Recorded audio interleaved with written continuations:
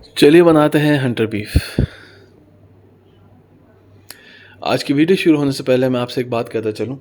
जैसे जैसे मैंने पिछली वीडियोस अपलोड की और अपने करीबी रिलेटिव से और दोस्तों से शेयर करी, तो उनसे मैंने एक रिक्वेस्ट साथ में की थी कि अगर आपको लगता है कि इम्प्रूवमेंट लाई जा सकती है और कोई चेंजेस करने चाहिए, तो आप कमेंट्स के ज़रिए अपनी राय शेयर कीजिए कि उसे मैं आगे आने वाली वीडियोस में एड्रेस करूँ।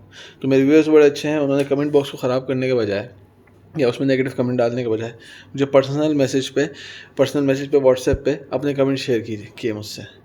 तो आज की वीडियो में उन कमेंट्स को और क्रिटिसिज्म्स को मैं एड्रेस करने वाला हूँ।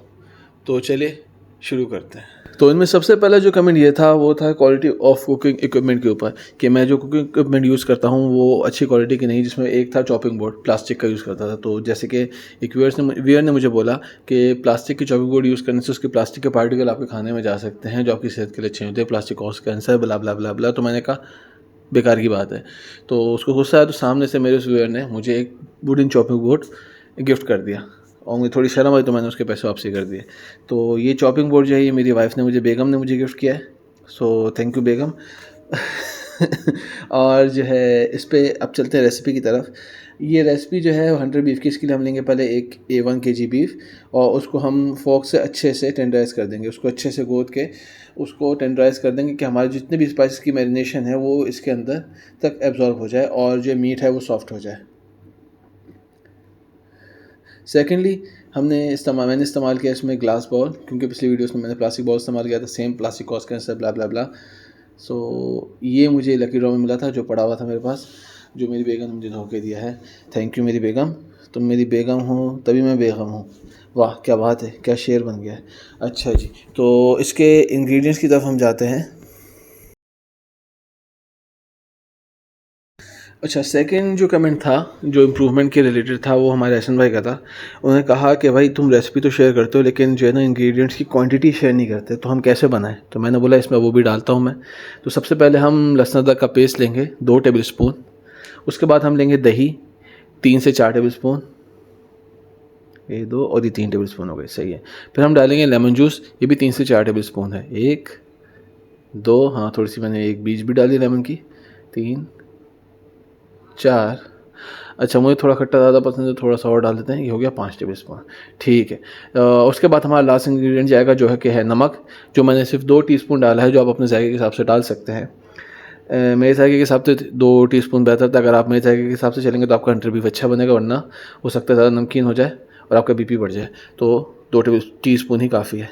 अच्छा, मसाले डालने के बाद हम इसको अच्छे से थाई मसाज देंगे और कि मैरिनेशन पूरे अच्छे से लग जाए। अब थाई मसाज देने के बाद फिर एक और स्टेप, उसका पहला स्टेप वापसी आ जाता है कि हम उसको फोक से अच्छे से गो देंगे कि सारे उसकी मैरिनेशन और स्पाइसेस अंदर तक चले जाएं और उसका फ्लेवर अंदर तक यकजा हो, कि सरफेस पे फ्लेवर अलग ना हो, अंदर अलग ना हो, ऐसे।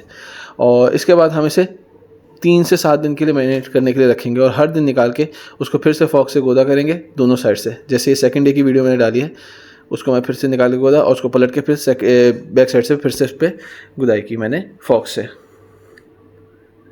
अच्छा, अब डेली बेसिस पे मैं इसको शूट नहीं कर सका, लेकिन आपको जितने दिन इसको आपने मैरिनेट करना है, डेली बेसिस पे आपको इस तरह फोक से इसको टेंडराइज करना होगा और इसको आप मैरिनेट करने के लिए रेफ्रिजरेटर में रखेंगे, फ्रीज़र में रखने की ज़रूरत नहीं है। अच्छा, अब इसको कुक करने जाएंगे तो हमने इसको कुकर में डाला और इसकी सारी रिमेनिंग मैरिनेशन डाली और उसमें पानी भर दिया। पानी हम इतना भरेंगे कि हमारा बीफ अच्छे से डूब जाए और उसमें तकरीबन आधा इंच एक्स्ट्रा पानी हो, अगर आप कुकर में बना रहे हैं। अगर आप पतीले में बना रहे हैं तो आप अपने हिसाब से पानी डाल सकते हैं, क्योंकि उसमें ज़्यादा टाइम भी लगेगा और पानी ज़्यादा जल्दी से ऑपरेट होगा। जब हमने इसको कुकर में डाल दिया और इसको चूल्हे पे रख दिया, इसको जब जोश आने लगा, पानी उबलने लगा, तो हमने इसको ढक्कन रख के चुप कर दिया। जब कोई शख्स अंदर से उबल रहा हो और आप उसे चुप करा दें और वो अंदर अंदर उबलता रहे, उसे बोलने का मौका ना मिले, जब उसके अंदर प्रेशर हद से ज़्यादा बढ़ जाता है कि उससे कंट्रोल नहीं होता, तो वो एकदम चिल्ला पड़ता है। और यही कुछ मेरे कुकर के साथ हो रहा है। जैसे जैसे उसने उबलना शुरू करा, मैंने उसको ढक दिया। जब प्रेशर उसके अंदर बढ़ता है, कंट्रोल से बाहर आता है, तो उसकी सीटी बजती है, वो चिल्लाता है और जैसे उसका जोश ठंडा होता है उससे चुप होकर बैठ जाता है। ऐसे बार बार ये चिल्ला के और चुप होकर बैठता रहेगा। इस दौरान हमारा बीफ पक जाएगा।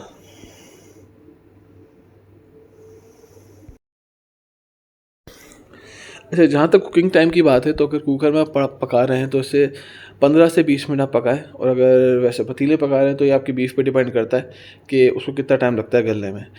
मेरा मशवरा ये है कि आपने इतना पकाना है कि गोश्त अच्छे से गल जाए, लेकिन इतना ज़्यादा हलवा ना हो कि वो टूटना शुरू हो जाए, क्योंकि फिर आपको उसको स्टोर करने में मुश्किल होगी, वो रेशे अलग-अलग हो जाएँगे और उसका लुक अच्छा नहीं आएगा। तो 10 मिनट मैंने पहले कुकर में इसको पकाया, उसके बाद इसको खोल के देखते हैं इसका कलर क्या आया। तो ये जो ऊपर आपको व्हाइट सब्सटेंस दिख रहा है, ये उसकी मैरिनेशन है जो सरफेस पे जमा हो गई। इसको पलट के मैं देखता हूँ भाई ये कितना पक चुका है और कितना बाकी कसर। बज़ाहिर तो बीफ का कलर सही लग रहा है, लेकिन इसमें अभी भी कसर बाकी है, थोड़ा कच्चा है। अगर देखा जाए, देखें आप दबा के, थोड़ा रबड़ी हो रहा है, तो मैं इसको बंद करके 5 मिनट के लिए और चढ़ा दूँगा। इस स्टेज पे मैं इसको फर्दर 5 मिनट के लिए चूल्हे पे चढ़ा के जाके आराम करने लेट गया और मेरी आँख लग गई। तो उसको डिश आउट करते हुए मैंने वीडियो नहीं बनाई।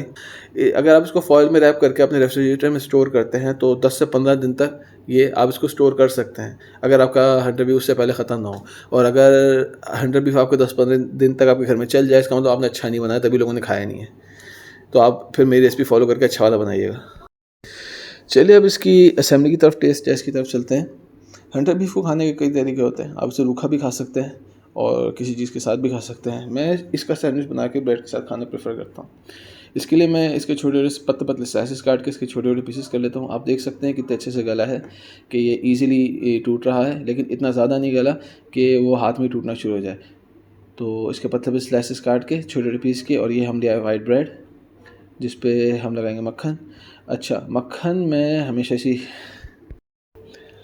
अब इस ब्रेड पे मैंने मक्खन लगाया उसी छुरी से जिससे मैं सारे किचन के काम करता हूँ, सब्ज़ी काटना, गोश्त काटना, ब्ला ब्ला ब्ला। जब तक ये इक्विपमेंट इंप्रूव आहिस्ता आहिस्ता होंगे तो ये भी चेंज हो जाएगी।